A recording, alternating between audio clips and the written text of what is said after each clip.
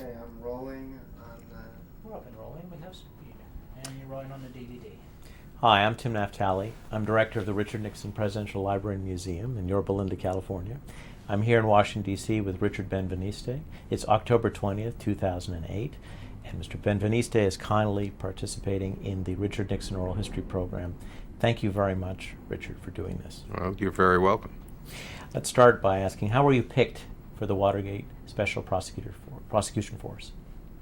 Well, on the basis pretty much of good looks and height and legal scholarship. I was a federal prosecutor in the Southern District of New York in 1973, and Archie Cox had begun to staff his office with those close around him whom he knew and had confidence in. So they had basically law professors and top-flight former law students of Archie Cox who had recently passed the bar. At some point, they decided that they might need somebody who knew which way to face in court should they actually have a case to try. And so they started looking for prosecutors with some experience in political corruption kinds of cases. And I had recently prosecuted the administrative assistant to Speaker of the House, John McCormick, a Democrat, and had a number of other political corruption and organized crime prosecutions under my belt. So I was asked whether I would be interested in being interviewed by Jim Vorenberg, who was one of Archie Cox's principal assistants. I came down to Washington, and within a week or 10 days, I had been hired and was on the job. I came to Washington on the 4th of July, 1973, to start work. I just asked you, the administrative assistant of Speaker McCormick. Yes. That was a New York case or a Boston case? It was a New York case. Oh. Seems like a different jurisdiction. The deal was in those days, if anybody looked crossways in the direction of the Southern District of New York, we took jurisdiction. Tell us, give us a word picture, please, of Archie Cox, your new boss. Archie Cox was one of the most extraordinary people I've ever met. He was a Yankee through and through, of absolutely unimpeachable integrity, who was a brilliant legal scholar and who spoke in full paragraphs. He was accustomed to appearing before the Supreme Court of the United States in a morning coat as Solicitor General, but he was also a law professor and had some experience in dealing with the younger people. And he had a combination of a formal yet approachable air to him. He would wear a bow tie, which became sort of a tradition for Archie. People saw him in that bow tie more than in any other dress, and he was an extraordinary person to work for. Archie didn't have any particular experience in criminal law before he was appointed, and so he would question everything, sort of in the Socratic method employed by law professors. And we would explain things to him, and he would say, well, Richard, I understand what you're saying, but is that really fair? And I'd say, well, but Archie, this is what prosecutors do. This is prosecutorial tradecraft. And Archie would say, yes, but is it fair? And so we would rethink and, to some extent, reinvent the wheel. But it was quite an interesting procedure. It's a long time ago, but let me ask you if you can recall. What was the state of the case when you guys get the handoff from the force that was prosecuting this in Washington, D.C. in May of 1973? Well, there was a substantial amount of work that had been done, not just by the United States Attorney's Office in the District of Columbia, but by the Senate Watergate Committee as well. So a lot of testimony had been taken. There had been some preliminary deals that were in the process. Some individuals had been granted immunity and had testified under use immunity. And so the framework of a conspiracy to obstruct justice in connection with the Watergate break-in, which was the area that I was responsible for, had been largely constructed. How much of that architecture rested on the testimony of John Dean? John Dean was a critical witness. And I'll tell you, when I first saw John Dean testify, I was sitting in my living room back in Manhattan. I was a federal prosecutor in New York, and I watched this young man who had somehow become counsel to the President of the United States at such a tender age, droning on about how the President had been involved and how his highest level advisors had been involved in this obstruction of justice. And I shook my head in disbelief, saying, you know, this doesn't add up. This is supposed to be Richard Nixon, the most cunning and sophisticated man who has survived so many battles politically through his history. How could he have entrusted this young upstart to have had as much responsibility and had been authorized to do that which Dean was testifying had been done? He's just testifying like this to try to get a break from the prosecutors and eventually getting himself full immunity from prosecution. He's telling them what they want to hear. He's singing a song here. And it was difficult for me to believe that everything that Dean was saying was true.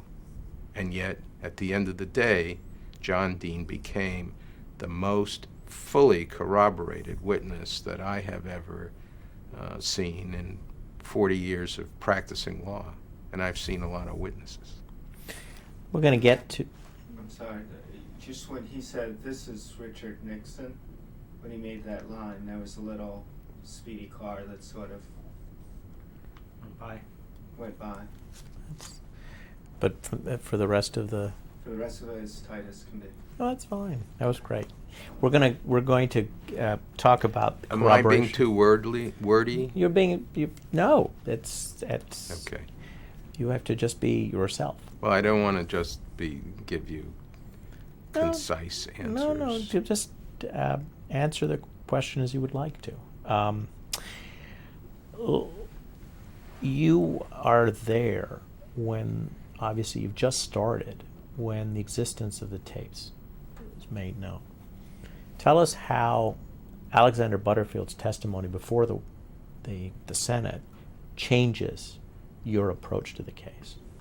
Well, now that there is a system that supposedly captures all of the conversations in the president's Oval Office, in his private office, in the executive office building, on his telephones, now there is the opportunity, presumably, to determine whether John Dean and other witnesses who have come forward with evidence that would be implicating Nixon's highest advisors, Haldeman, Ehrlichman, Mitchell, the coterie that surrounded Richard Nixon at the very top of the food chain. Would John Dean, for example, Magruder, others, be corroborated by what was on these tapes? Were these conversations that they had talked about on tape, and would they corroborate the witnesses? So now, instead of simply relying on John Dean's credibility, which was under furious assault, as one would expect from the Nixon White House, was there a way to determine whether what they were alleging was based on fact. To what extent did the documentary record help you at all? What you were able to find? Well, there were documents, notably by Haldeman, who was a prodigious note-taker, and others, Strawn, Magruder's own notes, notes that were helpful, and certainly notes that set the table for when certain meetings took place. There were documents that gave us essentially the log of who came in and out of the president's office, which we were able to get in part from the National Archives. And this was extremely helpful. But in terms of what went on at those meetings and whether there were incriminating events that could be corroborated by documents, there wasn't as much that would be conclusive, that's for certain. Tell us, how did you draft the first list of tapes that you subpoenaed? Well, it was on the basis of those documents, daily logs, and then circumstantially figuring out when, subsequent to the break-in, certain people met together with the president. Well, the president was the key, since these were his tapes. The president would be a party to all of the conversations. But we also had John Dean's testimony, and John Dean was very specific in his testimony about dates and places. So we used that in conjunction with official logs of who met with the president, who the president spoke to on the telephone, and the like. Can you recall a discussion with Archie Cox about how one goes about subpoenaing a president? Well, there wasn't a whole lot about that. Historically, the concept of subpoenaing the evidence, the White House tape recordings that Butterfield had revealed, was of a certainly untested nature, but it was our view that no man is above the law, and that evidence of criminal activity would not be immune from the grand jury's purview. And eventually that view was upheld through a series of challenges by Judge Sirica, and then up through the appellate courts to the Supreme Court of the United States.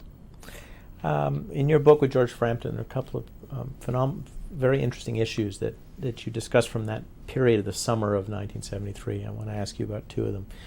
One is the issue of executive privilege. You wanted the Sirica court to rule on executive privilege, and the Sirica court supports your view that the material should be released, but doesn't offer an opinion really on executive privilege.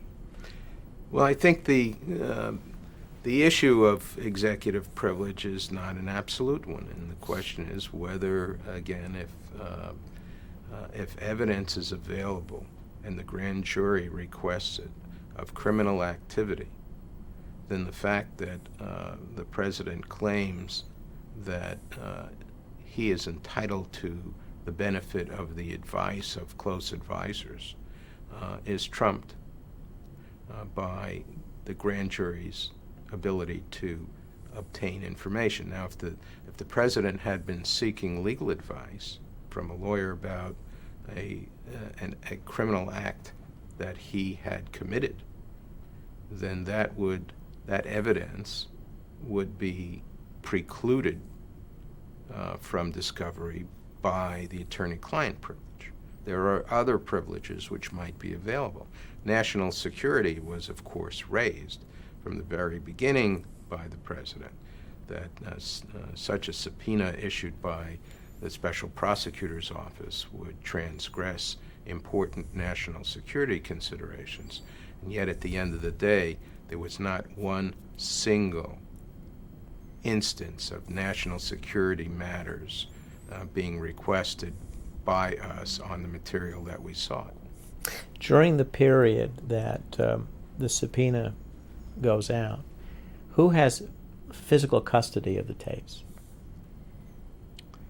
Well, certainly the president had physical custody in the White House, except to the extent that he became a lending library, and those tapes left the White House. We learned later that, for example, that H.R. Haldeman was allowed the opportunity to listen to tapes.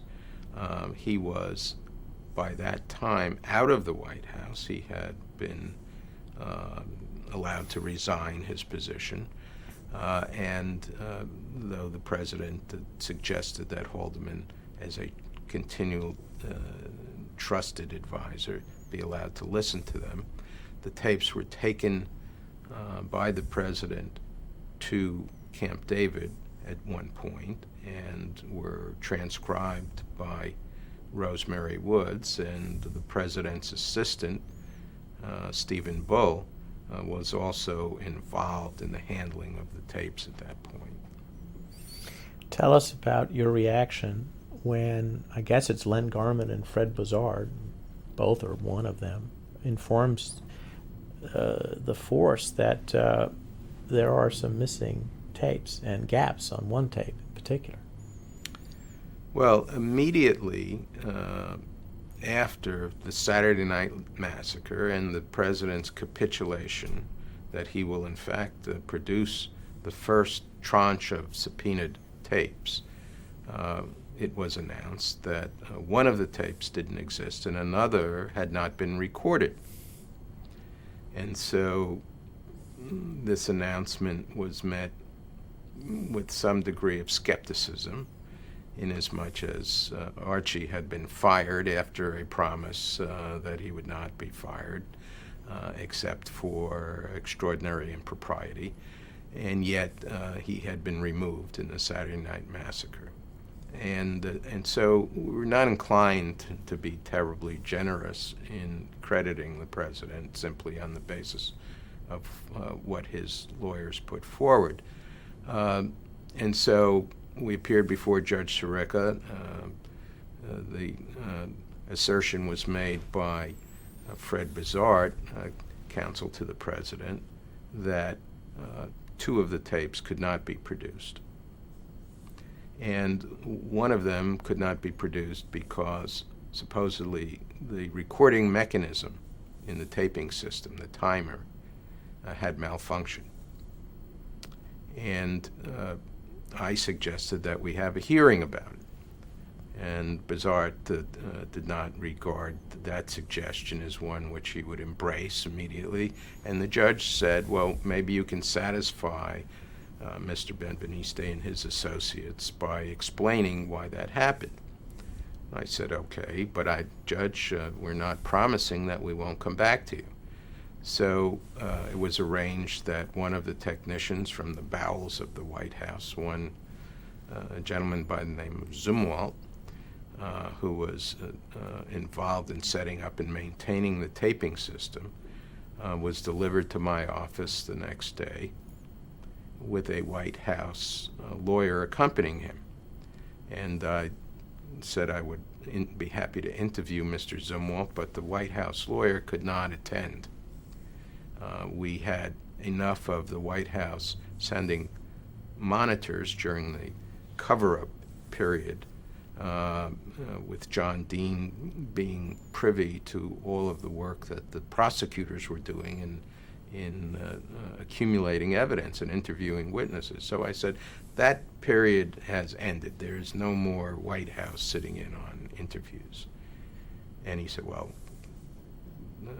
these are my instructions. I said, well, you give Mr. Bizard a call and you let him know that this is our position, and if he would like to take Mr. Zumwalt home, and we'll go to court before Judge Sirica without these interviews. So he got back to me shortly and said, okay, go ahead. So with the White House lawyer sitting in the anteroom, I interviewed Mr. Zumwalt about the taping system, and he gave a very candid recitation of how it got started and what they did to service the system. And I asked him specifically, well, was there any malfunction at any time of the timing mechanism? And these were voice-activated tapes. And he said, no, I've never heard of that. So I called Mr. Brizard on the phone, and I said, I'll tell you what, Mr. Zumwalt's been very helpful. How about if we just put this on the record in front of Judge Sirica? Let's do it this afternoon. And Brizard said, well, okay, we'll do that. So we went before Judge Sirica, and dutifully, Fred Brizard called Mr. Zumwalt to the stand, who testified under direct examination that the reason for the fact that one of the tapes was missing was because there was a malfunction in the timer. Cross-examination. Mr. Zumwalt, remember me from this morning? Yes, we had a nice conversation. Yes. I asked you whether you were aware of any malfunction at any time in the timing mechanism of the taping system. Do you remember that? Yes. And your answer was that you had no recollection. Is that correct? Yes. So between this morning and this afternoon, how is it that you can now testify that there was such a malfunction in the timing mechanism? And Zumwalt replied, well, Mr. Brizard told me that's what happened. So the courtroom erupted in laughter, and this was obviously an insufficient explanation of why this tape was missing. And I suggested to Judge Sirica that perhaps the White House might want to call someone who was more knowledgeable about the system. And we went from that point for a couple of weeks up through the chain of command until eventually we had the Chief of Staff Alexander Haig on the stand explaining what happened.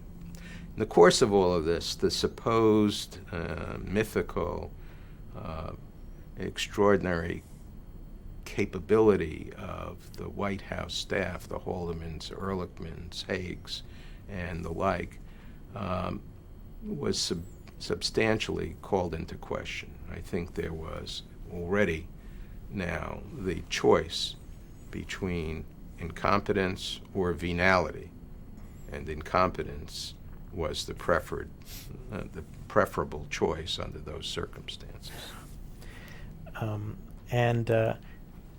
And why would Haig have known about the timing system any better than the technician? Well, Haig made his appearance by the time the issue of the 18-and-a-half-minute gap was raised. This was the next major cataclysm that we encountered. That is, one of the tapes, a critical tape in our view, one in which the president is meeting with Haldeman back in Washington immediately after he returned from California following the Watergate break-in. So the break-in is on the 17th. The conversation took place on June the 20th, and lo and behold, we are advised that an 18-and-a-half-minute gap replaces conversation on the tape, which, according to the notes of H.R. Haldeman, was at exactly the point that the two men discussed the Watergate break-in. And so Alexander Haig was called in connection with the circumstances leading up to the 18-and-a-half-minute gap. And he did not have a good explanation for what had occurred. Rosemary Woods was put forward as perhaps the person who inadvertently erased 18-and-a-half-minute gaps, the 18-and-a-half-minute of the conversation. And she was not a willing participant up to a point to be thrown under the bus and take full responsibility for that. But in Haig's testimony, his best explanation of what happened was that a sinister force had appeared and had erased the tapes, which in hindsight might have been the more candid explanation for what occurred. can you recall for us the expert testimony that you had on the tape itself? You actually had the tape examined.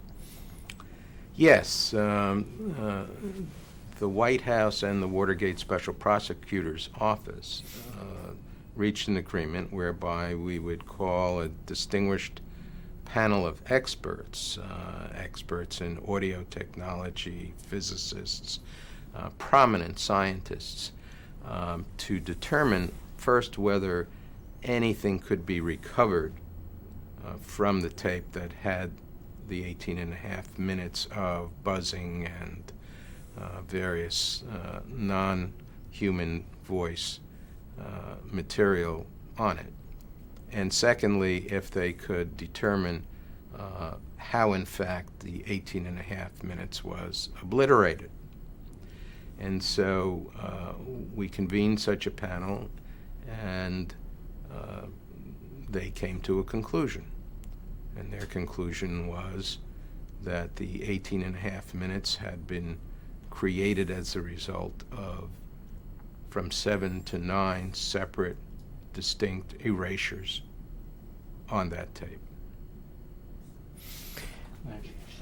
Go ahead.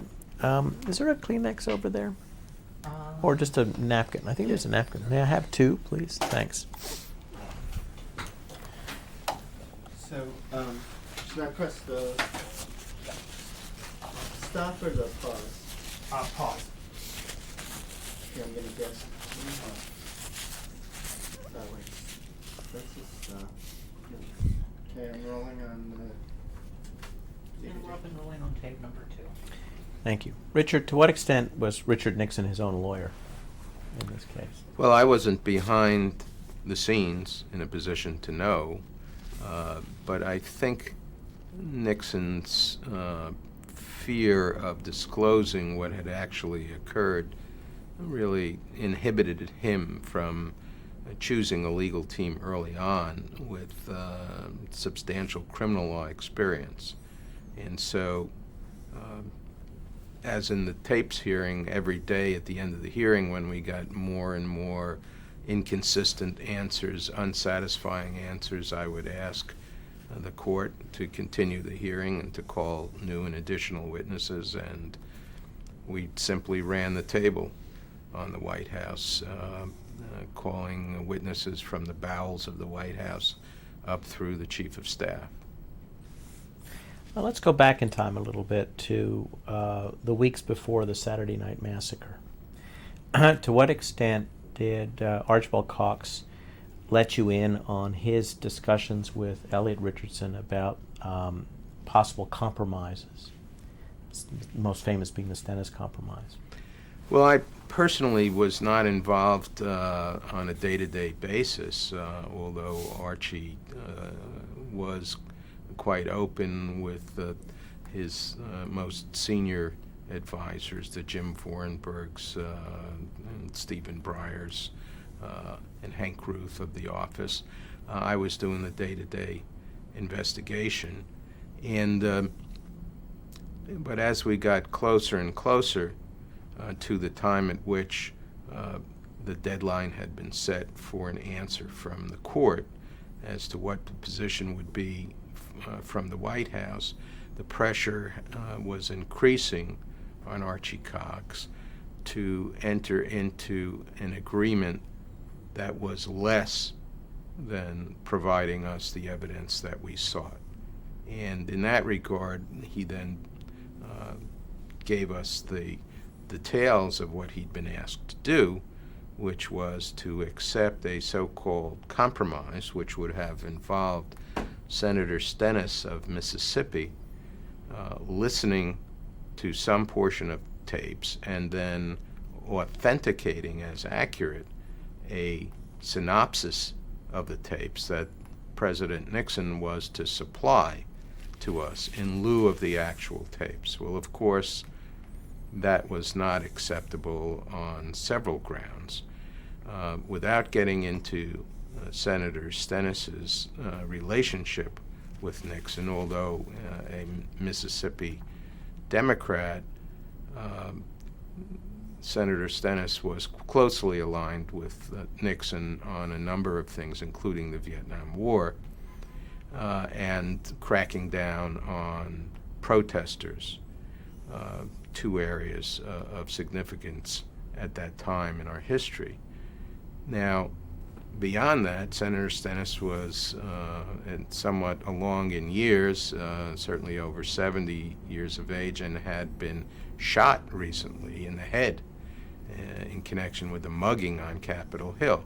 So whether he could actually hear what was on many of these tapes was a question. But putting that aside, the notion of accepting a summary in lieu of the actual tapes would have provided us nothing that we could use in court.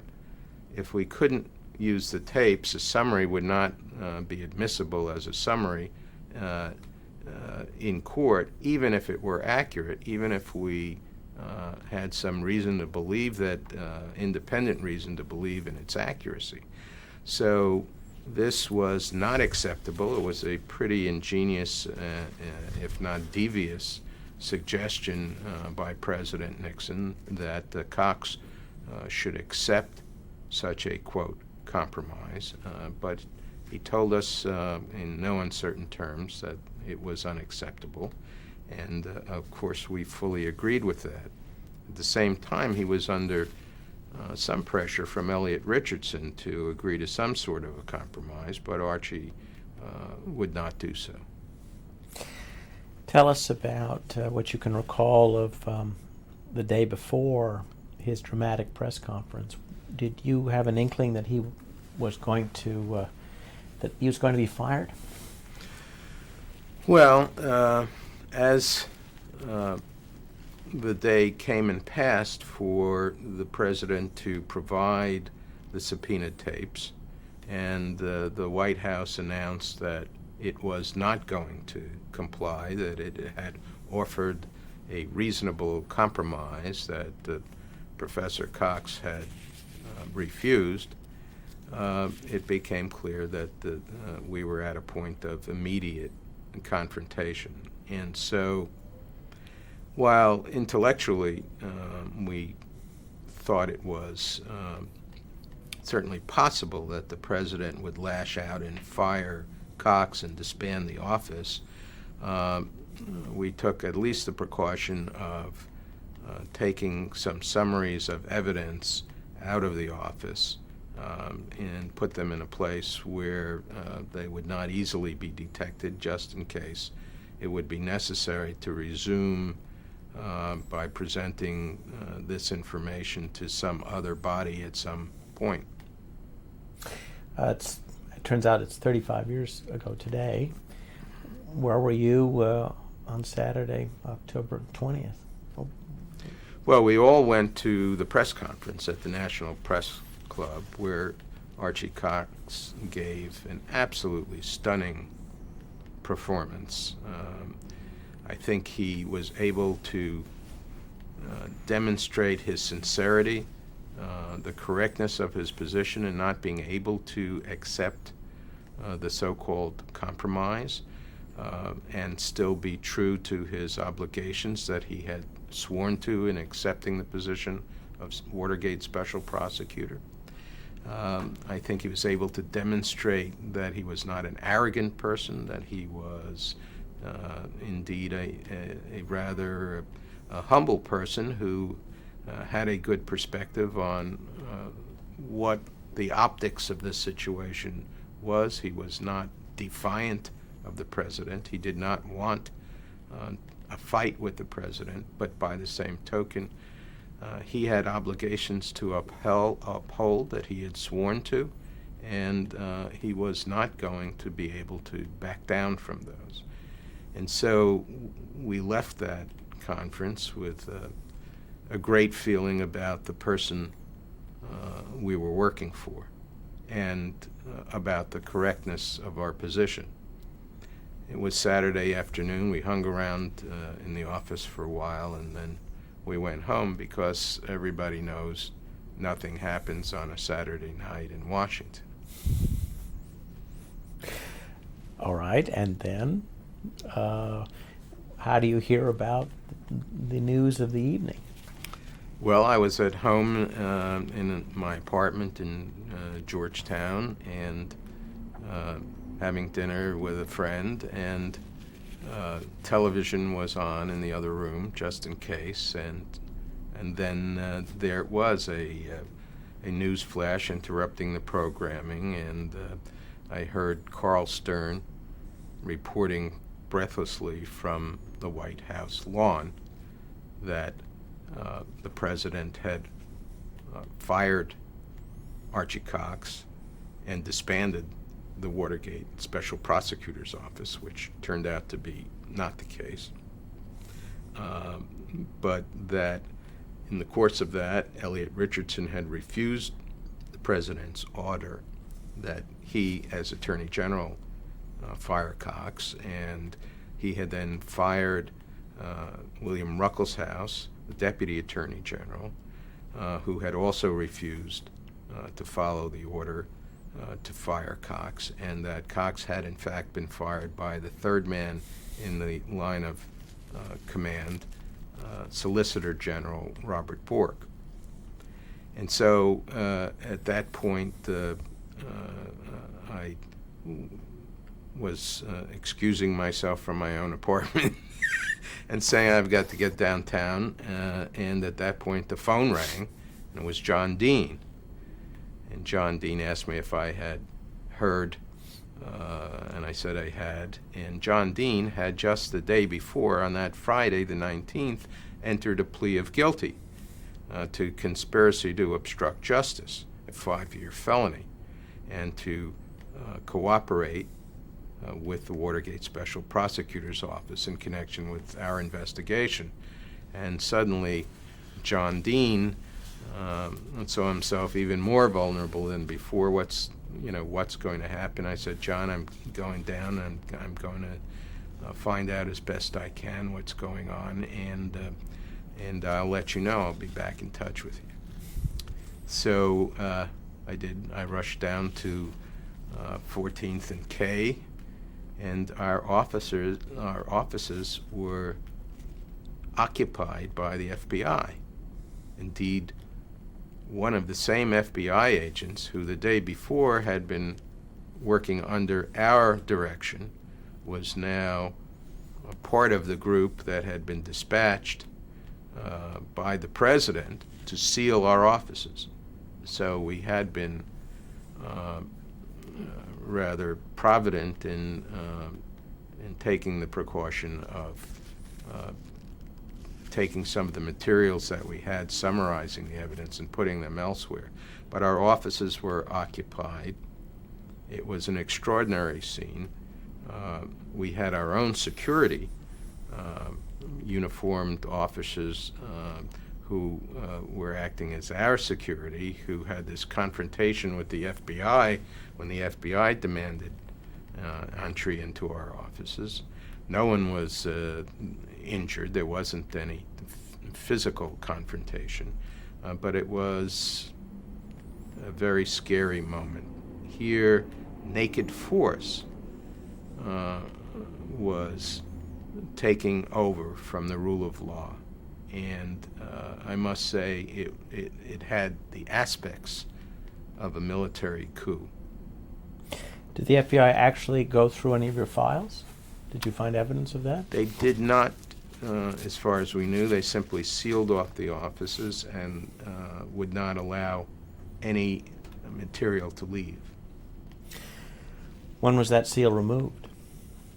Well, pretty quickly, because the result of the Saturday Night Massacre was this incredible outpouring of public support for what we were doing, and outrage at the president for using force in dismissing Archie Cox, a man who was not to be fired except for extraordinary impropriety, and no one could conceive of his determination to follow his charter and to get the evidence, which had been upheld, remember, by the courts, up to this point. And so there was this just incredible deluge of phone calls and telegrams at the time. This is before the internet and email. Western Union was overwhelmed. The White House switchboard was overwhelmed. They could not take all of the calls and messages that continued to pour in, supporting our position and being harshly critical of President Nixon. And so within a matter of days, the president sent his lawyers to Judge Sirica's courtroom, where we were all present, and announced that the president would comply and turn over the tapes that had been subpoenaed. Who was your boss during this interim period? Well, of course, we had a deputy, Henry Ruth, who was de facto the senior person in our office, but the president sought to impose a new leader from the Justice Department upon us. First, Solicitor General Bork came over, and he was not greeted warmly, having been the person to fire Archie Cox. And then Henry Peterson was put in charge. He was the chief of the criminal division at the Justice Department. And Henry Peterson, it turned out later, when the machinations that went on in private became more public, with the revelations on tape and other revelations by John Dean and others, that indicated that Henry Peterson had been providing information to the president. That was a big surprise and a disappointment to me. I'd known Henry Peterson for some time.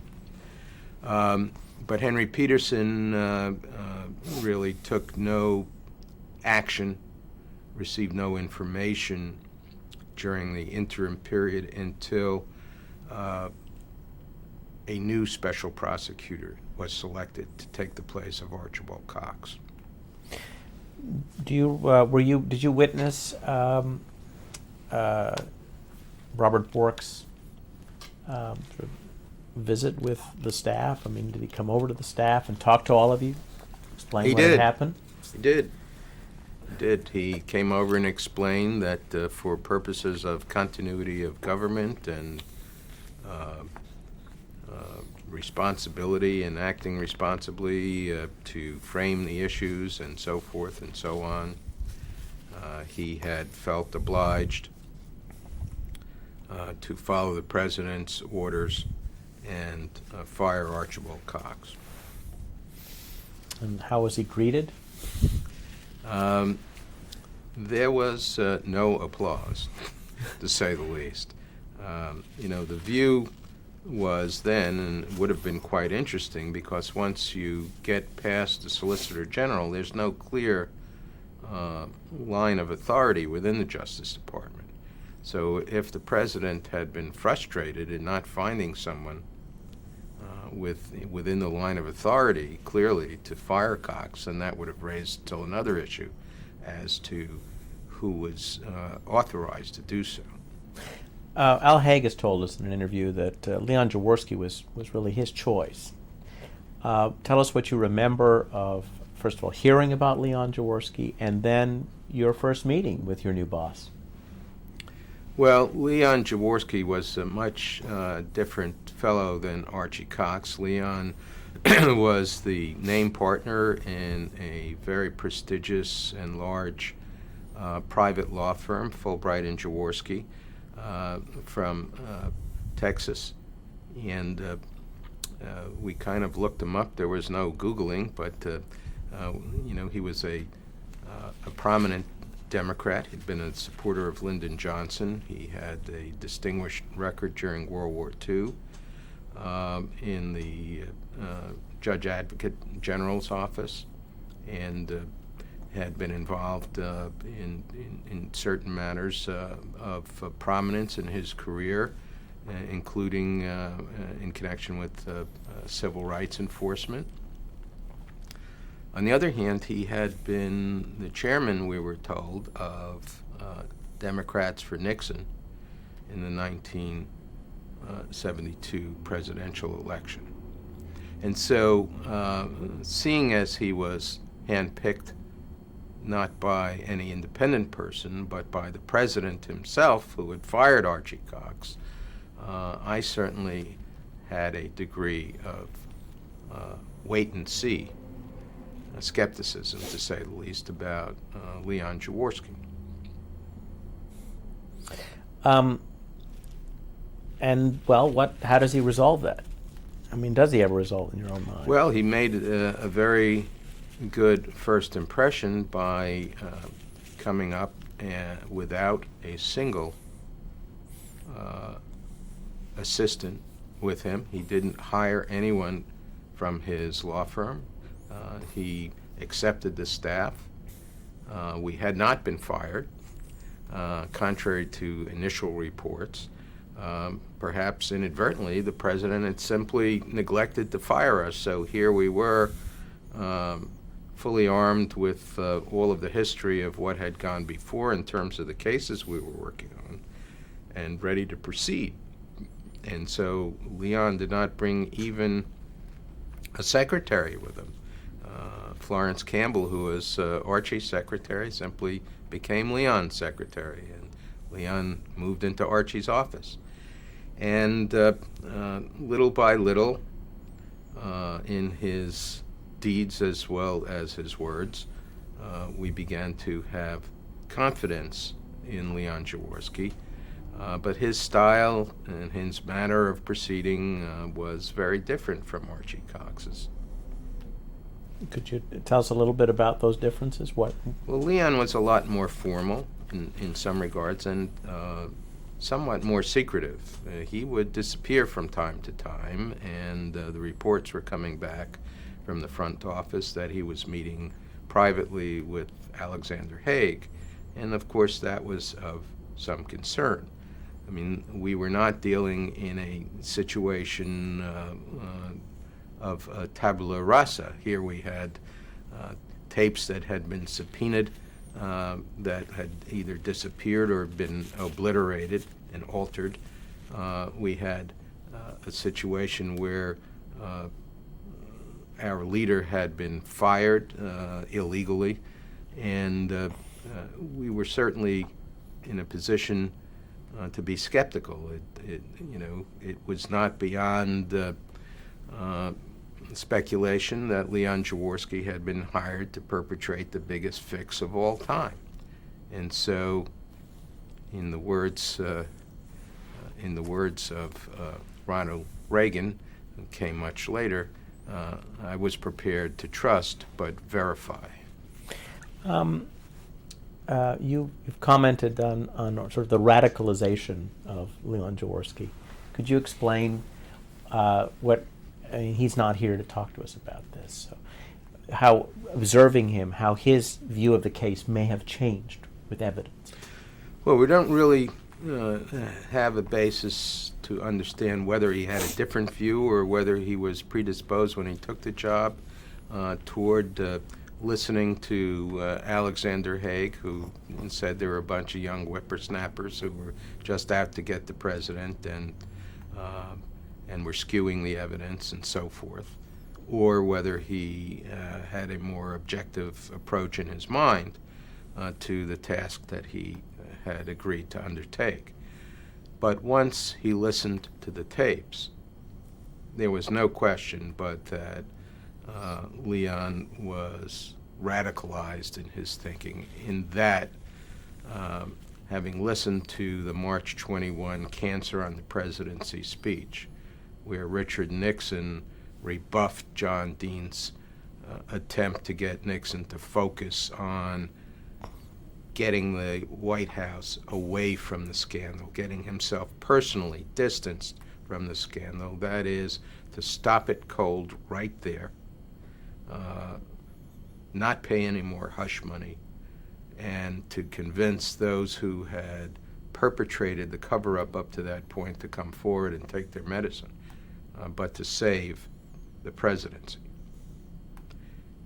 Instead, Nixon had told Dean that the better course would be to pay Hunt the hush money he was demanding and to continue on with the cover-up. Indeed, when John Dean suggested to Nixon that it might take $1 million over the next year to pay the increasing demands of the Watergate burglars for money, Nixon said, I know where we can get $1 million.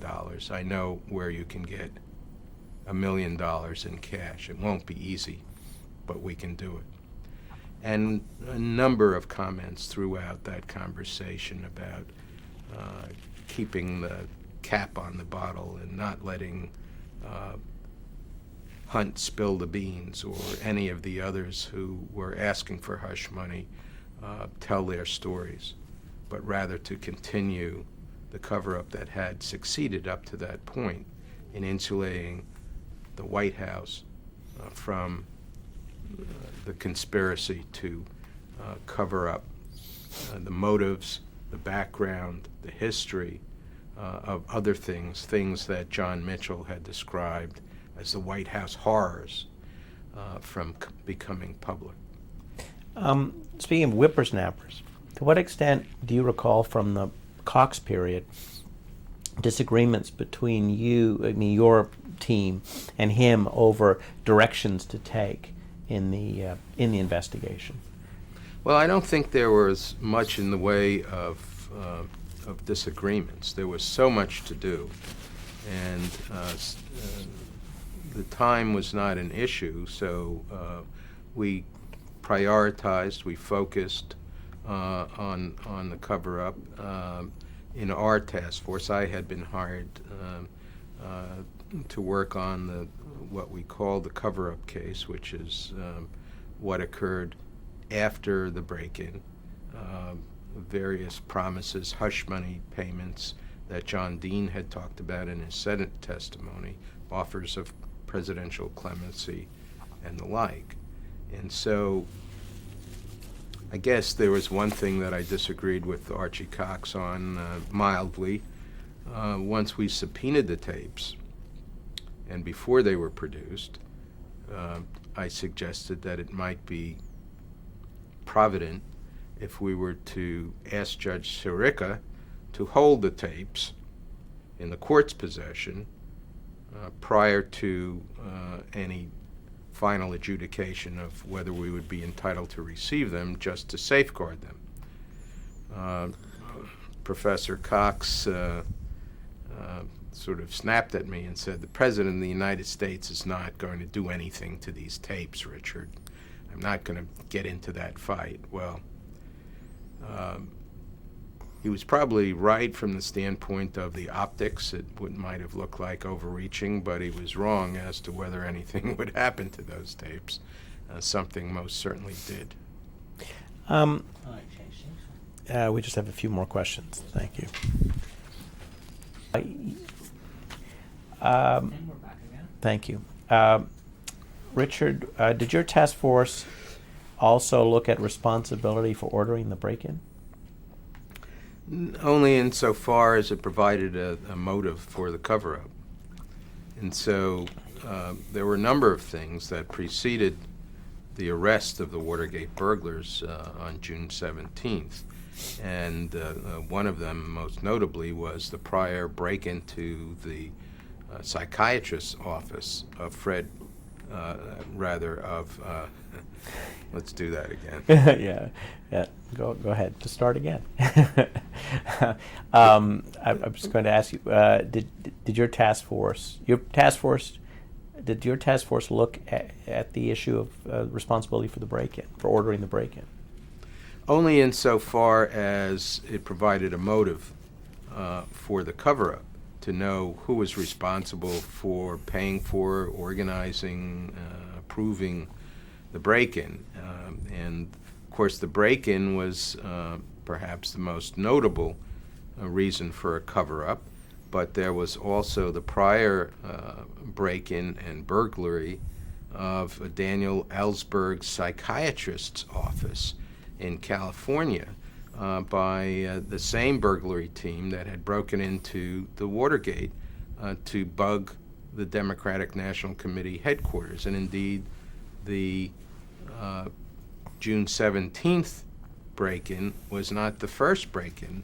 There had already been a prior break-in over Memorial Day that same year, in which bugs were planted, and one of the reasons for going in on the 17th was to repair a malfunctioning bug in the DNC headquarters.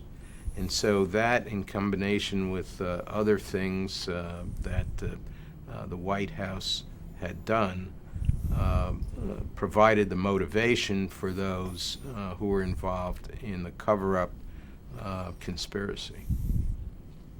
To what extent were you comfortable with the testimony of Jeb Magruder as to the origins of the approval for the break-in? Well, Magruder had provided information that regarding the various meetings. Much of it was corroborated by John Dean in connection with the genesis of Liddy's lunatic program of political espionage, of compromising delegates to the Democratic Convention by videotaping them with prostitutes in some kind of an entrapment scheme that he had dreamed up, as well as a number of other things. But Magruder importantly testified that Liddy, who was not cooperating and never cooperated with the prosecutor's office, had summarized the take from the existing bugs that were in the Democratic National Committee headquarters on his elaborate gemstone stationery, given them to Magruder, and Magruder had provided them, he said, to Haldeman's chief assistant. Now that, in and of itself, was rather extraordinary testimony, because if Gordon Strachan, who was Haldeman's primary assistant, gave them to Haldeman, the great likelihood was, given how the Nixon White House operated, that Haldeman would have shared that information with his boss, Richard Nixon. Indeed, the whole concept of how Richard Nixon, an otherwise brilliant man, surrounded himself with second-raters, with characters who competed with one another to outdo each other in dragging the mouse to the master's feet, to provide him with the kind of smarmy information that Nixon craved, was one of the pillars, I think, of the self-destruction of Richard Nixon, and why he was unable to get and receive cogent advice once the plot began to unravel, and while he could still save himself, which at many opportunities he could have, had he acted differently. The evidentiary base for understanding what was shared with the White House is very, very slender. In the end, Gordon Strachan's testimony was not that revealing. What do you recall of? Well, Gordon Strachan was granted immunity. He was indicted by the grand jury, along with Haldeman, Ehrlichman, Mitchell, and others. But he had been compelled to testify under a grant of immunity before the Senate, and this provided very cogent basis for argument that any subsequent prosecution of him would be tainted by that testimony.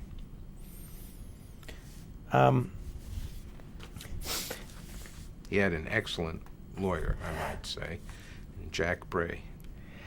Tell us about how Nixon became an unindicted co-conspirator. Where does that term come from? Well, in any conspiracy case, which means more than one person agreeing to either violate the law by reason of agreement or use illegal means to achieve a lawful purpose, there has to be two or more. And so anyone involved in a conspiracy is a co-conspirator along with the other conspirators. And typically at that time, a bill of particulars would identify those who are named as unindicted co-conspirators. The indicted co-conspirators would be named in the indictment, in the caption, and they would be the defendants in the case and who would go to trial or plead guilty.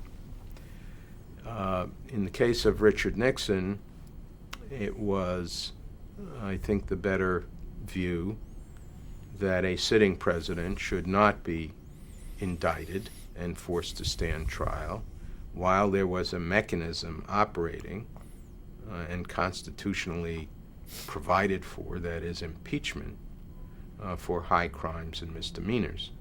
And so, while not universally accepted within the office, certainly Leon Jaworski and the more senior people, and myself included, did not believe it would be appropriate for us to take the step of indicting Richard Nixon while there was an ongoing inquiry by the House Judiciary Committee, sitting as an impeachment body, was investigating as to whether Nixon should be impeached. But yet, we still had these tapes once we got these tapes, which were incredibly useful in proving the actions out of the mouths of the very individuals whom we had indicted as to their roles in the conspiracy and their actions, and essentially refuting statements that they had made under oath previously in their sworn testimony. Now, as far as Nixon was concerned, it was indisputable that Nixon had himself become a member of the conspiracy. Whether he had joined from the very beginning, we had no explicit extraneous proof, that is, proof on tape, until we got the second tranche of tapes pursuant to our trial subpoena.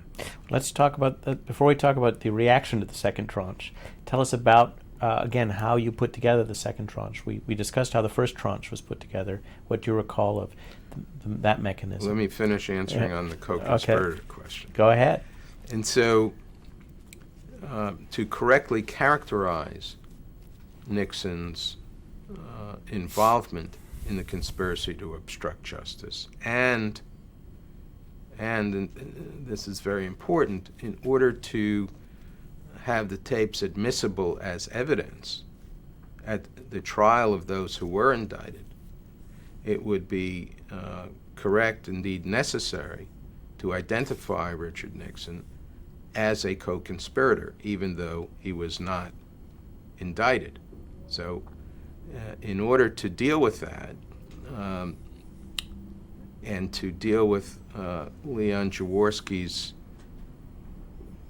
reluctance, to put it mildly, to identify Richard Nixon publicly on the basis of the evidence of his involvement in the conspiracy, we had to come up with a concept that would be satisfactory to Leon Jaworski and yet satisfy the needs of telling the truth and protecting our case. And so we came up with the idea that we would ask the grand jury for authorization to name a group of conspirators, and we would have the grand jury vote on each of the individuals as to whether they were indeed, in the grand jury's view, members of the conspiracy. And so on that list, Richard Nixon's name was included, and the grand jury voted to authorize us at the appropriate time to identify Richard Nixon as an unindicted co-conspirator. If you had not included Richard Nixon's name in the conspiracy, how would that have affected the admissibility of the tapes at a trial? Well, not only would it have affected the admissibility, it would have probably precluded our ability to get the second tranche of tapes. Because once we issued a subpoena, a trial subpoena, for an additional 64 different tapes which we had identified as being relevant, the White House took the position, among others, that there was no point in the court considering our request, since on balance the tapes would not be admissible in any court at any event at some later trial because they were hearsay. Now, in that calculation, because we had not leaked the fact that Nixon had been identified and voted by the grand jury as an unindicted co-conspirator, the White House made the assumption that Jaworski would not so name him. Indeed, if Jaworski were to react to the White House argument of inadmissibility, then he would be subject to criticism that he was just saying that himself, not the grand jury saying that, so that he could have the advantage of using those tapes, and that it would be pretextual and inappropriate and unauthorized.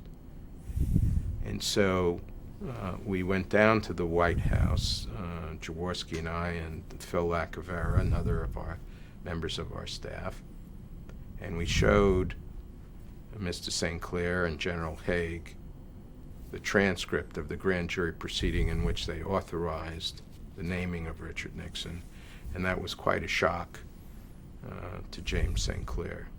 And at that point, that argument disintegrated. Because, of course, it's not hearsay when it's a member of the conspiracy being That's who's an involved. exception to the hearsay rule, statements of co-conspirators. Once a conspiracy is shown to exist and an individual shown to be a party to the conspiracy, then all statements of conspirators in furtherance of the conspiracy are admissible in evidence against every other member of the conspiracy. How did you determine the second tranche? Again, on the basis of evidence and documents that pinpointed who was meeting where and when, we identified 64 more conversations in which the president participated of extraordinary interest to us. And of course, one of those was the June 23rd conversation in which the president instructs H.R. Haldeman to have the CIA interfere with the FBI investigation by falsely claiming that pursuing the money trail would interfere with CIA operations in Mexico, inasmuch as the committee to re-elect the president's money was that wound up in the hands of the Watergate burglars when they were arrested in the form of $100 bills had been laundered through a Mexican bank. And the FBI was on the trail of uncovering that, which would have tracked and did eventually track back to the committee to re-elect Richard Nixon. In the spring before that tranche was being put together, the CIA started to testify before Congress that it had come under pressure by the White House to participate in a cover-up. Was some of that information helpful in pinpointing the June 23rd conversation? I think the June 23rd conversation, if memory serves, was indeed bolstered by the fact that we knew these meetings took place and were able to triangulate when that conversation occurred. And of course, the whole thing fell apart once CIA deputy director went over to the White House, went over to the FBI and met with Pat Gray, who was the acting director of the FBI, and Gray, who had been counseled by his more senior people not to simply accept the CIA's request to curtail their investigation without documentation, asked for a memo explicitly laying out the reasons why they were making this request. Well, of course, Vernon Walters was not about to prepare such a memo. And so the investigation resumed after that memo in writing was not forthcoming. And of course, the optics were perfect for setting up the CIA. You had the former head of the CIA security operation, James McCord, was one of the people who was arrested. He had gone over to work at the committee to re-elect the president and was arrested on June 17th along with the Cuban-American burglars. And of course, other things had occurred, such as the CIA providing a disguise to Howard Hunt, another of the inner core of Watergate burglars, in connection with still another caper involving one Dita Beard and John Mitchell, and I won't get into all the details of that, but there was enough to suggest, and people were beginning to suggest, that this break-in was a CIA operation. And the CIA was not about to be hung out to dry on this, but had Nixon succeeded in having the CIA direct the FBI to curtail its investigation, and had the CIA backed up that request with some kind of cocked up explanation on paper, then it would have been very easy for Nixon to turn around and blame the CIA for the whole caper. What was your reaction when you heard what would be called the smoking gun tape? Well, it was the final nail in the coffin politically. We had a very strong case by that time. And this evidence put the lie to what Nixon had been telling his closest supporters among the Republicans in the House and Senate. Nixon had claimed he had no knowledge of the cover-up, he had no involvement in the cover-up, and here was Nixon directing his associate to go to the CIA, get the CIA to go over to the FBI and convince the FBI they ought to stop looking into the tracing of the money found on the Watergate burglars because it would interfere with some national security or highly clandestine operation that the CIA was carrying out in Mexico.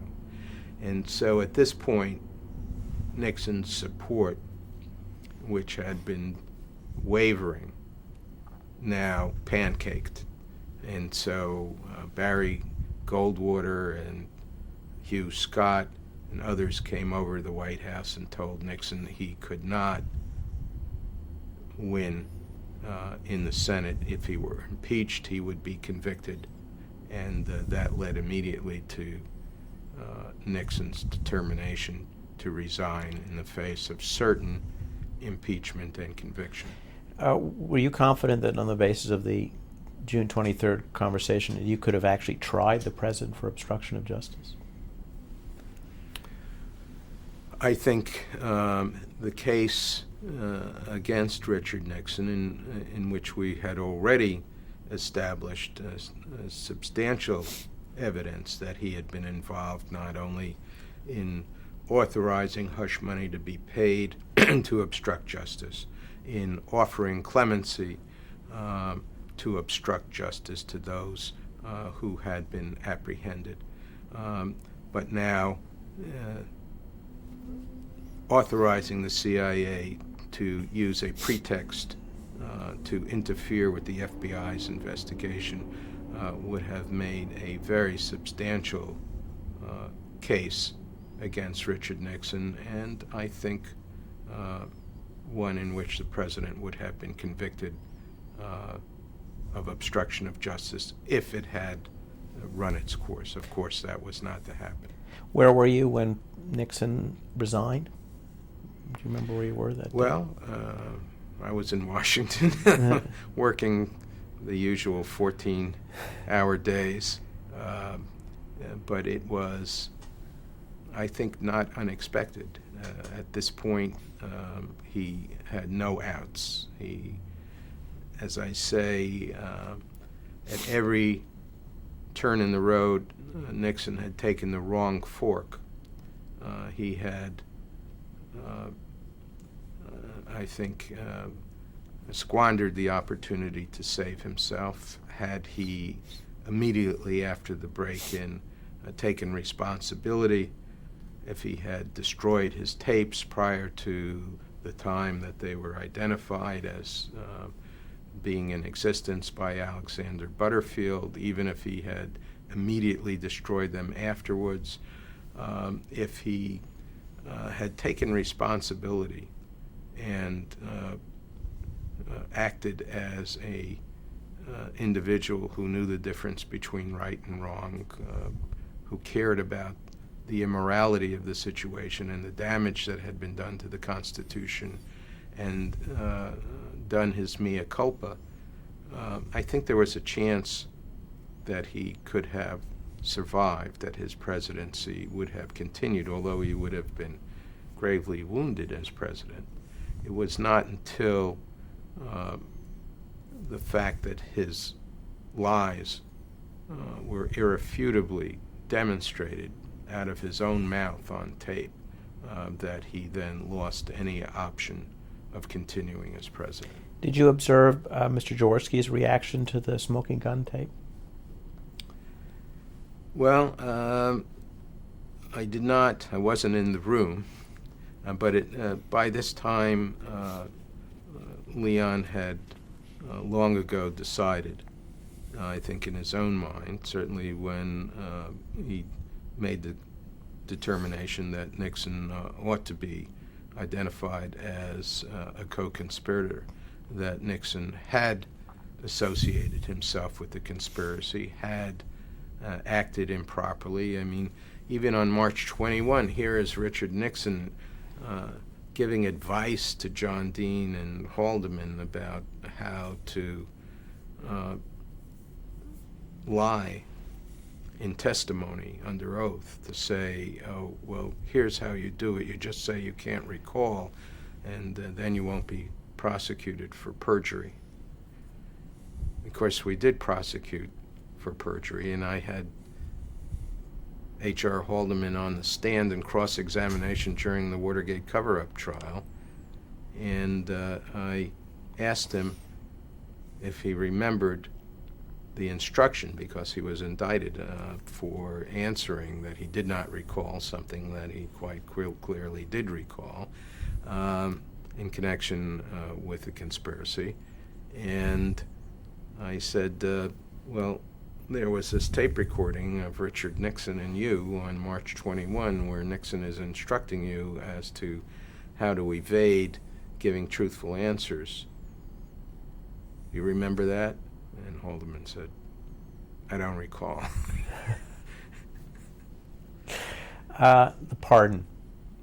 What did you think of the pardon at the time? Well, at the time of the pardon, President Ford had already publicly stated that he was not going to interfere with the process and pardon Richard Nixon.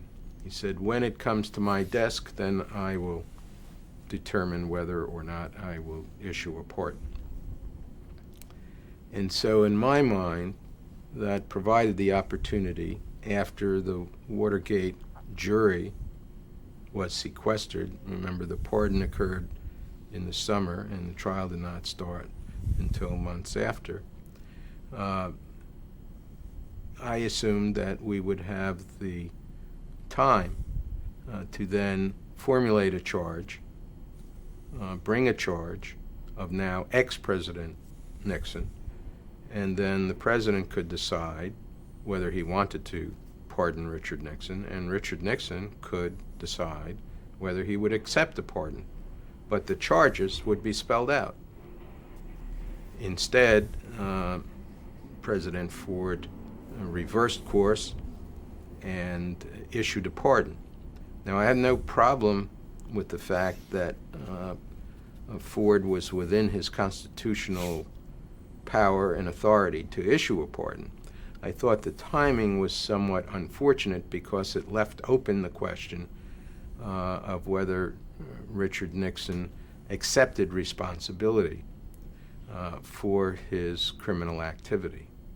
And that was not to be done except in a most half-hearted and still incomplete way until years later during the David Frost interview of Richard Nixon, where he sort of acknowledged that, yes, he had been involved improperly in connection with the post-break-in activities. But had the matter been framed in all of these revisionist books and statements that were published in the immediate aftermath of Watergate, and I must say continue and persist until this day, there would have been a greater clarity brought to bear on exactly what the various positions were, what the proof was against Nixon, and a willingness to accept or not, by going to trial,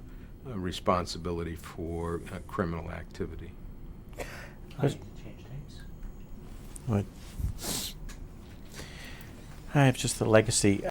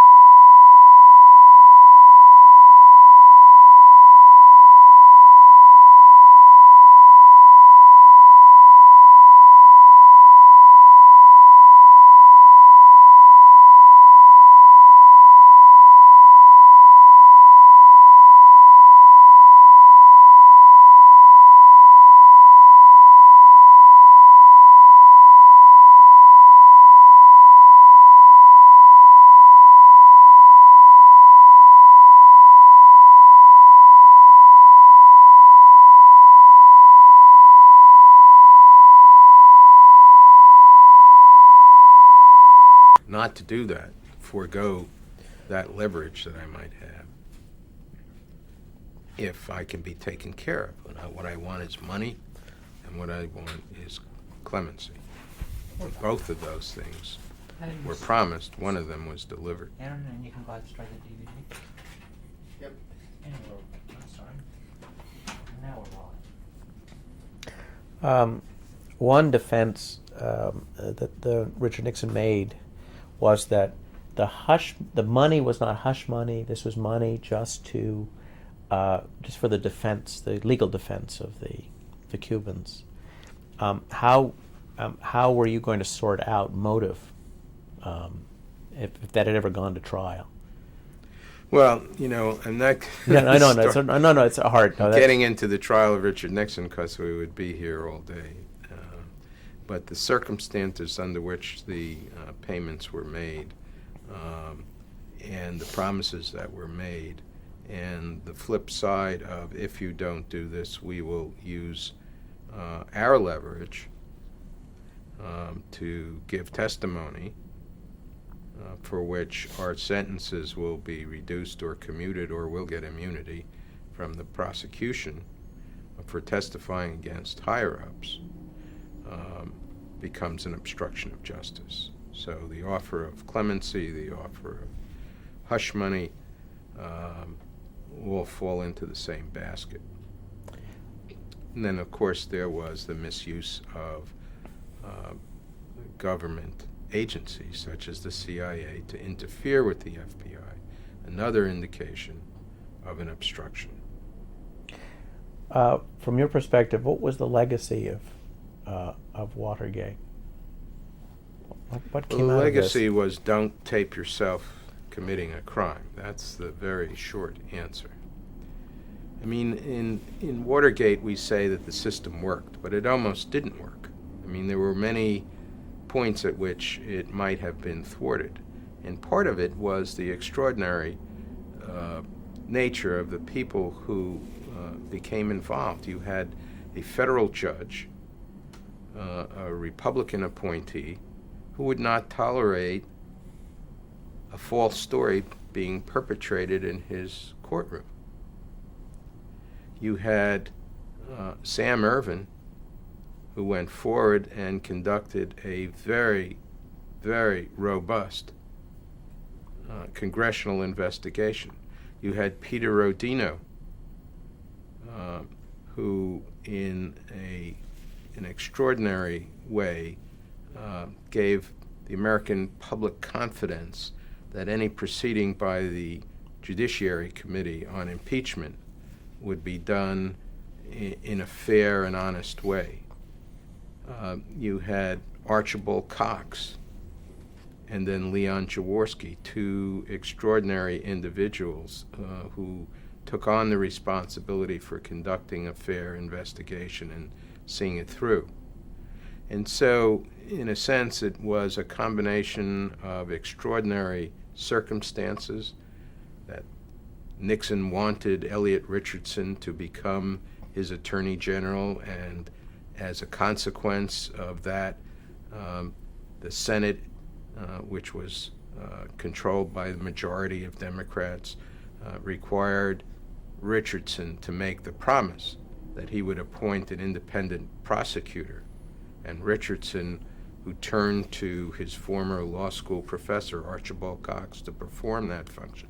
All of these different historical vagaries, extraordinary coincidences in a sense, combined to provide a system which became not only credible, but perceived by the vast majority of Americans as fair in exercising constitutional responsibilities. And so the system worked. But had Richard Nixon not taped himself, and we were left with the testimony of John Dean and Jeb Magruder and others against the most powerful people in the country,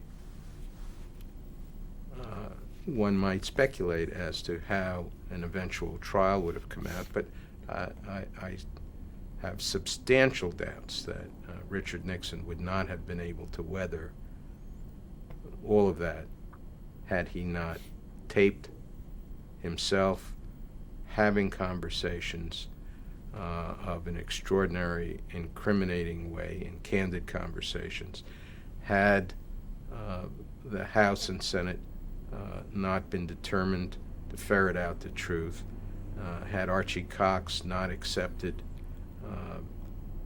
and buckled under pressure the so-called compromise to avoid getting the tapes, and Nixon been allowed to provide his version of a summary of the tapes. All of those things had to fall into place in order for the system to have worked in the way it did. Did this experience in any way help you ask better questions when, and many years later, you were asked to do national service on the 9/11 Commission? Well, I think as a lawyer, your professional abilities continue to be honed as you accumulate more and more experience. I think Watergate was an extraordinary example of that. I have, over the years, been involved in a number of matters, Whitewater, Abscam, the prosecution of the administrative assistant to the Speaker of the House that involved individuals who would prefer not to have certain secrets exposed. 9/11 is another one. And so the ability to ask questions and then listen to the answers and follow up with other questions and persist and not be cowed or bullied or distracted is an important facility in getting to the truth. And so I've been very fortunate in having the opportunity to work on a number of very interesting and sometimes quite important matters. But I would say that a healthy level of skepticism combined with certain lawyering skills was a big advantage. How did you convince Mr. Jaworski to name President Nixon as a co-conspirator? How did you do that? Because he was reluctant to do it. He was reluctant to do it, and he was not going to get too out in front of what was publicly available. Remember, we kept secret what was on those tapes. And so no one knew the substance of what we had heard about the president's involvement in the cover-up conspiracy until the appropriate time when those tapes were made public. And so he was totally dug in on the issue of whether Nixon would be named in the indictment as an unindicted co-conspirator. But I said to him, look, at some point we're going to have to say who the co-conspirators are. We're going to have to issue a bill of particulars that identifies them. And then it's going to be you, Leon Jaworski, who has to identify Richard Nixon as a co-conspirator. And you're going to be out there on your own, and the White House is going to say that you had bad motives for doing that, and you have overstepped your bounds, and in the alternative, if you present the matter to the grand jury as though you were issuing an indictment that the grand jury would vote on, in which the co-conspirators were named in the body of the indictment, as often happens, then you'll have an extra layer of insulation. And eventually, Leon thought that that would be a good compromise, so that we did not name the unindicted co-conspirators in the body of the public indictment, but we put to a vote all of those whom the grand jury would authorize to be later named as unindicted co-conspirators. And were they public? Was they publicly named, or did this leak out before they were publicly named? I don't, because this got out to the public. Eventually, they were publicly named, but at the time that Nixon sought to quash the second subpoena on the grounds that we would not be able to use the tapes as evidence in trial because they would be hearsay, we identified to him the fact that Nixon had been authorized by the grand jury, who had voted on the question, to be named as an unindicted co-conspirator, and therefore this would be an exception to the hearsay rule because the statements of each conspirator would be admissible against any other. At that point, we at least identified that fact to the White House. Later on, the full list was disclosed publicly. Mr. Ben-Veniste, Richard, thank you. You're very welcome. Did you There is wanna add- one thing that I thought I was a little flippant on in the beginning. I hope I wasn't too flippant throughout the interview. But when you asked me why the Zweig case, this is the administrative assistant, was indicted in New York. New York, there is a better answer in as much as, and I can provide that. Sure, why not? I was interested in your background working on these kinds of cases, and I knew that McCormick is from Massachusetts. Right. So we had venue in connection with the Martin Zweig McCormick investigation. Zweig was the administrative assistant to the Speaker of the House because one of the people who was involved in what we charged to be a conspiracy to defraud the United States out of its faithful goods and services was an individual named Nathan Voloshin, who was a New Yorker who traveled from New York to Washington every day and in fact sat behind the Speaker's desk in his congressional office as compared with his office as Speaker, and basically ran his business as a fixer out of the Speaker's office. And so that provided us with sufficient contact with the Southern District of New York, Manhattan, to be able to charge Martin Zweig, the administrative assistant to the Speaker, with a violation of law that occurred at least in part in the Southern District of New York. Thank you. You're welcome. We have put a fine point on that particular answer. All right. Thank you very much, Richard. Thank Thank you. you, boys. Thank you, man.